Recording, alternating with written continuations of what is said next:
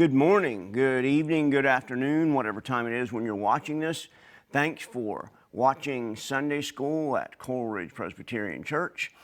My name is Pastor Sam, and we are continuing our look at a big, broad overview of all the books of the Bible. And today we are at 1st and 2nd Chronicles.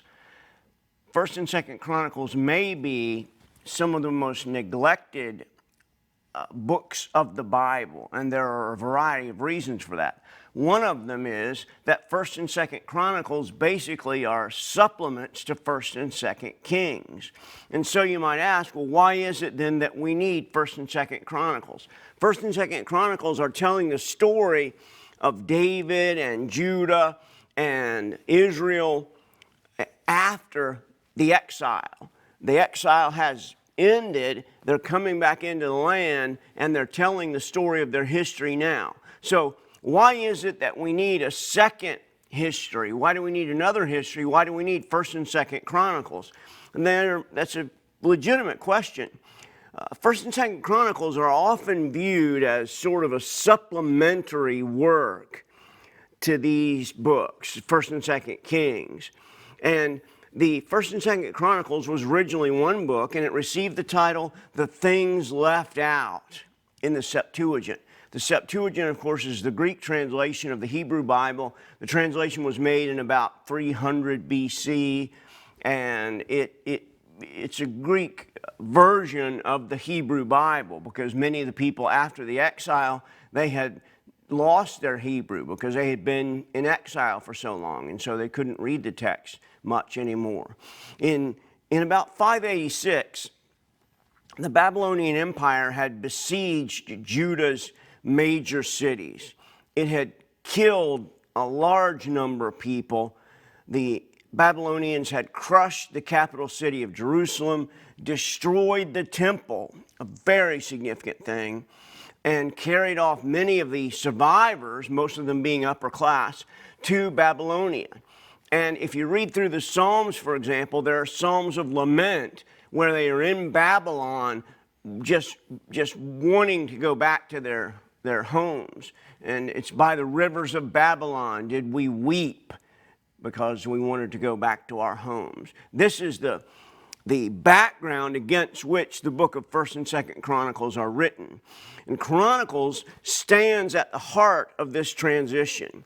Reading Chronicles now can show the reader some of the major themes of the returnees, rehearsal of their past that were important to them, because they are coming back with literally almost nothing, their homes destroyed, and all that they have at this point are their memories.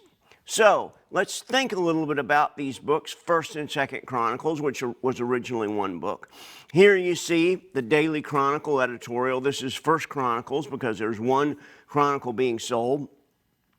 And the editorial is on David. You see David there with his king crown, his harp, his heart, and you see this newspaper boy selling this chronicle. There's this picture of King David, and you come to recognize that what's going on here in 1st Chronicles is that they're tracing their people from Adam all the way to David, and they are sort of cataloging David's ancestry. So for the chapters 1 through 9, it starts with Adam, and it's just a genealogy, name after name after name after name after name, again and again.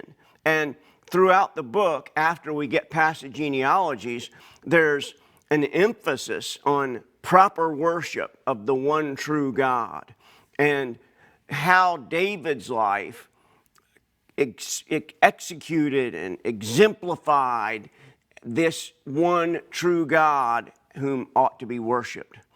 The 2nd Chronicles, as you see here, now there are 2 of them, and these are on Judah. At this time, the newspaper, instead of having an editorial on David, now there's an editorial on Judah, offering an editorial on the events covered in 1st and 2nd Kings. So 2nd Chronicles sponged Judah's history from its highest peak to its lowest ebb. From Solomon's reign, the highest peak, to the Babylonian exile, which is at its very worst. First comes the building of the magnificent temple in Jerusalem. And you remember us talking about that, how that God had indeed enabled Solomon to build this gigantic temple. And following years of power and fame in the world, then Solomon dies. And the spiritual, moral, military fortunes of the nations rise and fall with the quality of leadership on the throne. The few righteous rulers can't stop the nation's downward slide, and God's judgment ultimately passes on to them. Invasion, defeat, and captivity. And that is a horrible thing to realize, that these were people who were living in their homes and who the Babylonian Empire came in killing and raping and pillaging and burning down houses and tearing down everything. But one of the things that we should think a little bit about is that there are two streams of history in the Old Testament.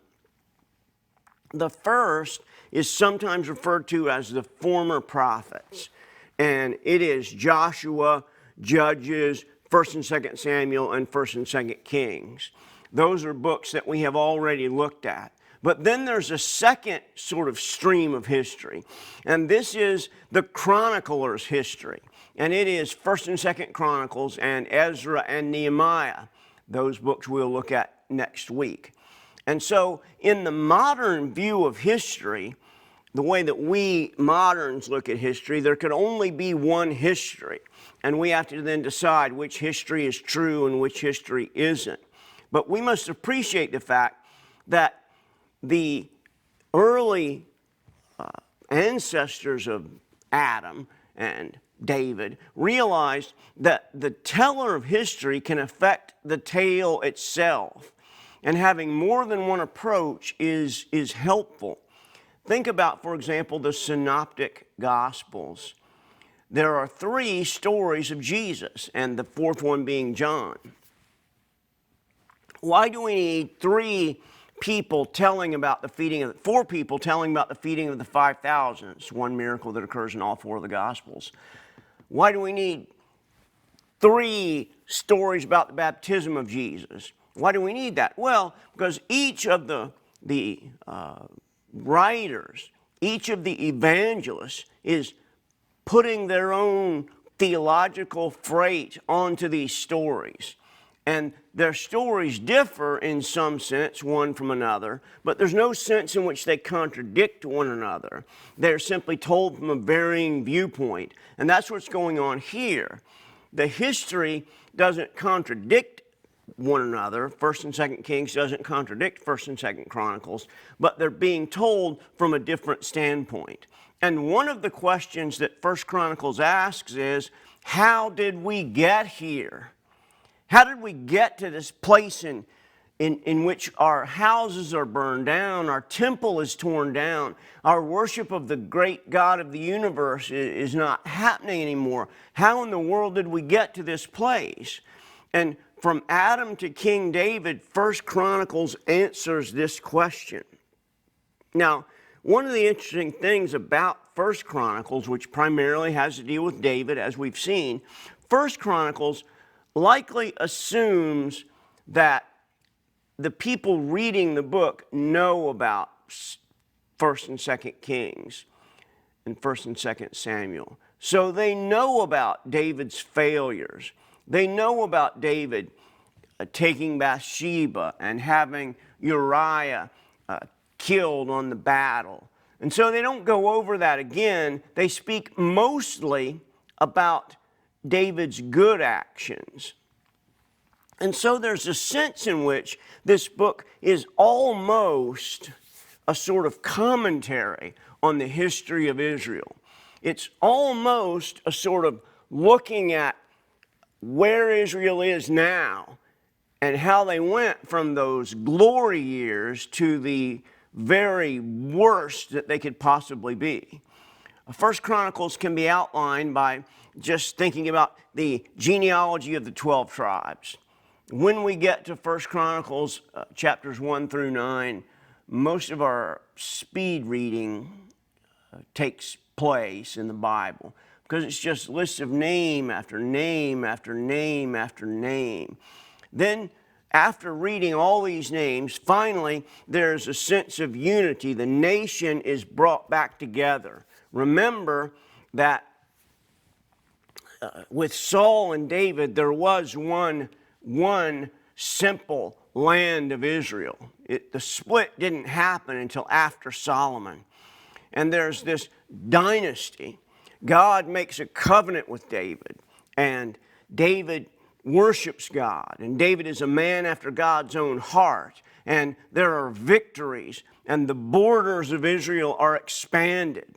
There's efficiency. David is a great organizer, and he's able to organize the nation in the way that it should be organized and to use taxes carefully and properly. And so then when we get finally to chapter 22, we learn about the temple ministry and then finally about the army. So then finally we think about the heir to the throne, which was in David, then Solomon, and then after Solomon is when everything begins to break down, the nation splits apart, all kinds of things happen. So in terms of a theme for First Chronicles, we can think about the fact that Israel prospers when it's obedient to God, and it comes under judgment when it's not. And that is a very significant lesson for the nation of Israel to grasp hold of. They are a people who, when David was king, they had everything. Everything they needed, virtually everything they wanted was there when David and Solomon were king. They built this great and magnificent temple. It was, in many ways, a great, wonderful setting for the worship of the God of the universe. But then things happen. Here is a timeline that will help you sort of understand what's going on. Now, these dates are approximate, so we can't say that they are certainly not exact. But Saul becomes king in around 10 to 1050 BC, before Christ. David is born about 9 years after Saul becomes king. Remember that David is a young boy when he defeats Goliath, and that makes Saul even more angry. Then in about 1011, around there, Saul dies and David becomes king of Judah. Remember that BC time goes what we would think of as going backwards. Then in 1004, David becomes king of all Israel. And then finally in 971, David dies and Solomon becomes king. So that is what First Chronicles is speaking about. It's speaking about perhaps the greatest era in the history of the nation of Israel. That many of those who cried when their land was taken away from them, when their houses were burnt down, when they lost everything, they were waiting for God to come back and make the nation of Israel what it was when David was king. That was sort of the high watermark for Israel. And that is why the book of First Chronicles centers so effectively on King David. It's because he was able to do great and magnificent things for the nation of Israel. Now we move into the second half of what was once one long book, and that is the book of Second Chronicles. And realize that originally they were one book with First Chronicles, and it was just one long book. And it narrates the history of Judah from David's death to the Babylonian exile. And it's narrating it from a post-exilic perspective. That is, it's narrating it from a time when the people have come back to the land. The exile is in some sense over, but they're still without a temple. And so remember that we have spoken about this before, and one of the great questions that we ask is, when did the exile actually end? And there were many Jewish people, even up to the time of Christ, who would say the exile is not over. The prophecies of the great prophets haven't come to bear. The things that God promised us haven't happened. And so the exile is not over. It's a fascinating way to look at the history of Israel. So they were still waiting, some of them at least, many of them I think, were still waiting for a leader to come, overthrow the Roman government, make Israel a great nation again. And there were some who followed Christ hoping that that was what he was going to do. He was going to, in one way or another they hoped, build a great army, overthrow the Romans, and lead them to be an independent, great nation that they had once been. Here is the timeline of 2 Chronicles. David dies, of course, and Solomon begins building the temple. We remember that, all of this, from when we looked at 1st and 2nd Kings. Solomon becomes a great wise man, and we remember that David was primarily a warrior. He expanded Israel's fields and its borders. But Solomon is not a warrior, but he's a temple builder. God makes some people warriors and some people temple builders. And one of the problems that I've seen in Christianity in general is that some people who are warriors want to fight all the time. And when their enemies are vanquished, they start fighting with their friends. And it's a dangerous thing. Solomon was not a warrior. He was a temple builder. And in about 960, the temple is finally finished. In about 15 years from then, Solomon's palace is finished. Then finally, Solomon dies. And just shortly after that, very shortly after that, there's a raid of Judah. And then 150 years later, there's Assyria conquers Israel. And Sennacherib invades Judah. And then a few years after that, about 150 years after that, Babylon conquers Judah. So what is happening at this point is that the people are one after another, seeing these foreign armies come in, overthrow the government, overthrow their people, kill their brothers and sisters, burn down everything they have, and take them away into a foreign land where all that they can do is simply wish, cry, and pray to God that one day they will be able to go back home. Now, with all of that, and that's what 1st and 2nd Chronicles are, many books that are written on 1st and 2nd Chronicles simply append themselves to 1st and 2nd Kings. So a commentary on 1st and 2nd Chronicles would be sort of in with the commentary on 1st and 2nd Kings. It wouldn't be a separate volume. And one of the things that I think is interesting for us is the question, why are there so many genealogies at the beginning of 1st Chronicles? Why is it that God would inspire the chronicler to list name after name after name? And I think if we can put ourselves back into that place, the exile had taken everything away from these people. Everything. Their homes. Many parents had been killed. Children had been killed. The temple was gone. They have no land. They have no buildings. They have no temple. They have no money. They have absolutely nothing. And so at this point, all that was left was the memories and the people who held them. This was hard times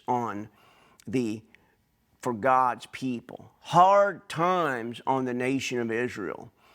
The exile brought hard times, and they were looking back, realizing that they had been brought hard times, but they were looking forward to the time when God would end the exile and change things. And that is what Jesus does. He comes in and he brings an end to the exile, not in terms of political power, but in terms of sin. He gives the people freedom from sin. And the question of what memory is and how it works and why memory is so important is a question that has been examined by many great minds.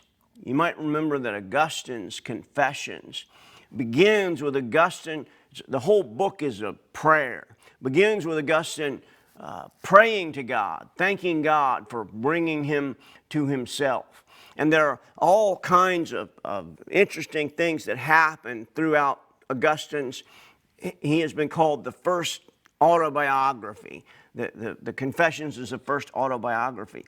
But the interesting thing is that when you get about 3/4 of the way through the book, maybe a little more than that, Augustine all of a sudden he catches up to where he is in his life, so there's no more autobiography, and then he spends a great deal of time talking about memory. He talks about how memory works and what an unusual thing memory is, and how is it that our memory can remind us that we have forgotten. He asks, how is it that our memory knows we forgot something? We're remembering that we forgot. Memory in the Bible is a very significant sort of metaphor for a variety of things. The children of Israel remember when they are in Israel, and when they were in exile, what horrible things had come and to them. And so, in all likelihood, memory is all they have left. And so they start to build their memory and thus rebuilding their people again. They start to build the people of God beginning with Adam in 1 Chronicles 1. And they build them along as they go all the way through 1 Chronicles 9 with all of these people's names. Because in many ways, they don't have a house, they don't have money, they don't have anything. But they know that things are going to change. And so they want to preserve the memory of those who knew what it was like during that exile period. One of the things that is troubling to some people are the numbers in Kings and Chronicles.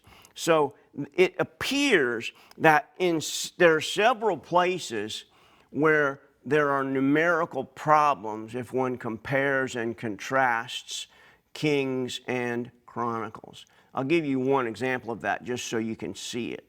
In 1 Kings, the text says, in the 26th year of Asa, king of Judah, Elah, the son of Baasha, began to reign over Israel in Tirzah, and he reigned 2 years. So here, at the end of Asa's reign is in the 26th year.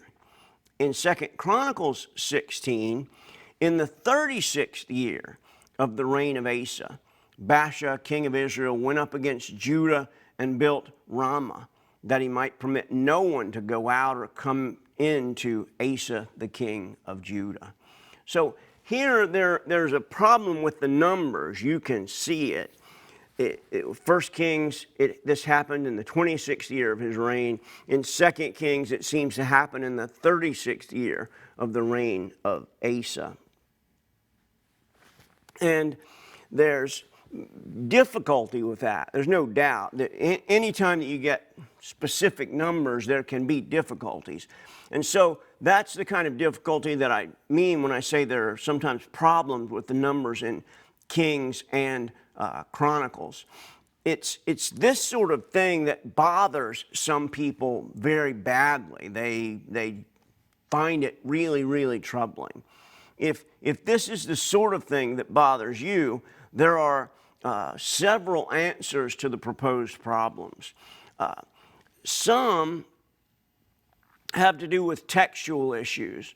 Remember that the Bible is passed down hand copied, and that whenever a text is hand copied, sometimes small errors creep in. Others have to do with figures of speech, different ways of talking about the reign of someone or the kingship of someone. But if this is the sort of thing that is troubling to you, you can find more information in this particular book. Gleason Archer, the New International Encyclopedia of Bible Dictionary, Encyclopedia of Bible Difficulties.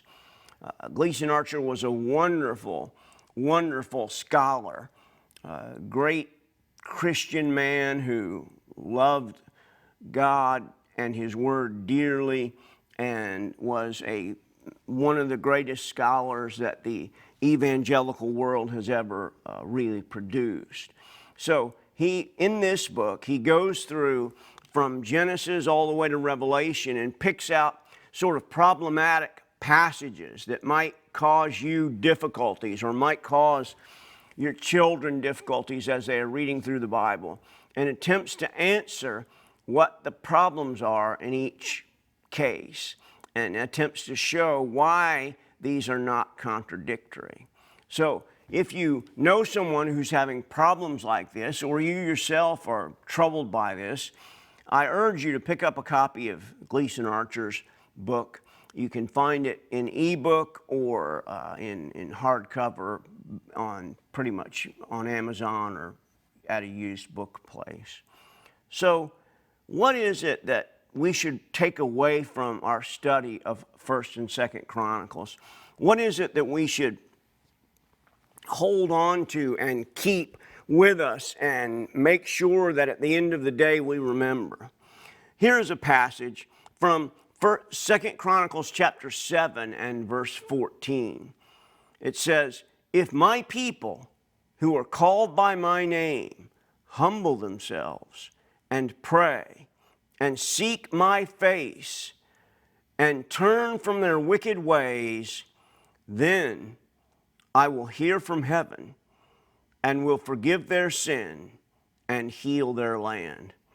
This is a magnificent promise from God to those people who had spent their time in exile, had spent their time pretty much losing everything. And yet He promises them that if they humble themselves, they pray, they seek the face of God, they turn, they repent of their wickedness, then God will hear them and will forgive them and will heal their land. That's a wonderful thing for us to even remember today. As we stand in a United States that is fractured in a variety of ways, and yet we stand knowing that the ultimate hope and the only hope that any of us really have is a hope that is found in the God of Israel, a hope that is found in the Son of God, Jesus Christ. And that if we will humble ourselves, pray, and seek the face of this God, He will indeed forgive us and heal our land. It's been wonderful talking to you today. I hope this has been helpful. And next week we'll be looking at Ezra and Nehemiah, some wonderful books that essentially tell us what happened after the exile was over. What happened when they came back into the land and tried to rebuild the temple. Those are the questions that we'll answer next week. But until then, may the Lord bless you, and I hope that as you travel through His Word, He is speaking to you even right now. Thanks so much for watching, and we'll see you next week.